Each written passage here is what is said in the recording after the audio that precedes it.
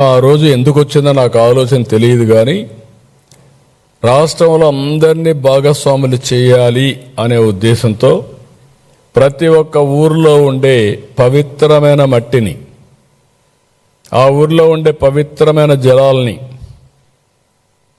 ఆ ఊర్లో ఉండే దేవాలయాల దగ్గర పూజ చేసి ఊరేగించి, అది సాంప్రదాయం, అది సెంటిమెంట్ కూడా, నమ్మకం. అదే మరిగా దేశంలో ఉండే దేవాలయాలన్నీ,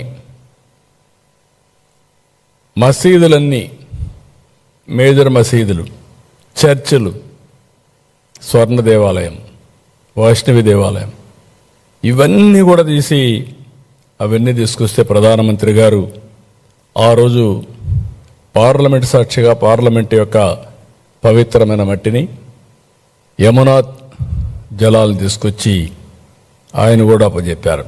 ఆ రోజు చెప్పారు ఒక మాట. ఆ రోజు ఆయన చెప్పిన మాట మీరు చూస్తే,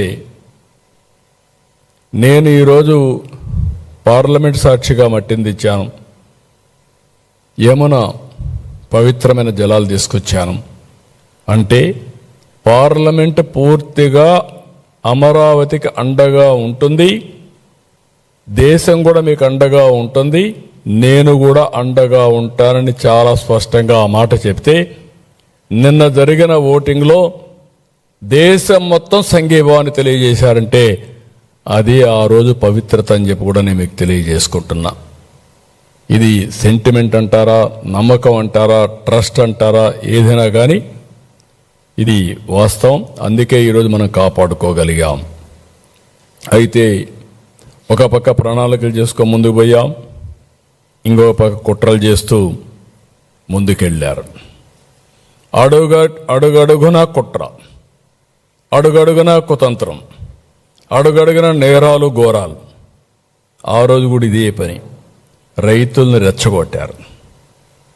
రైతుల్ని రెచ్చగొడితే 99% రైతుల ముందుకొచ్చి ల్యాండ్స్ ఇచ్చారు. నో డిస్ప్యూట్, యునానిమస్గా ఇచ్చారు.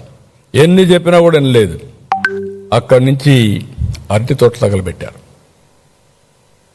ఎంత దుర్మార్గం అంటే భయానకమైన వాతావరణాన్ని క్రియేట్ చేయడం. నా జీవితంలో ఎప్పుడు కూడా ఇలాంటి తప్పుడు పనులు ఎక్కడ నేను చూడలేదు. ఇంకొక పక్కన వరల్డ్ బ్యాంక్ లెటర్స్ రాశారు. అంటే చాలా ఈజీ అయిపోయింది వీళ్ళు చేసే తప్పుడు పనులన్నీ కూడా కప్పిపుచ్చుకోవడానికి.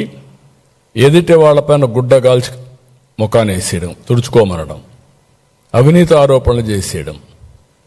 అవినీతి ఆరోపణలు చేసి నిరూపించాల్సిన అవసరం లేదు. ఇలాంటి తప్పుడు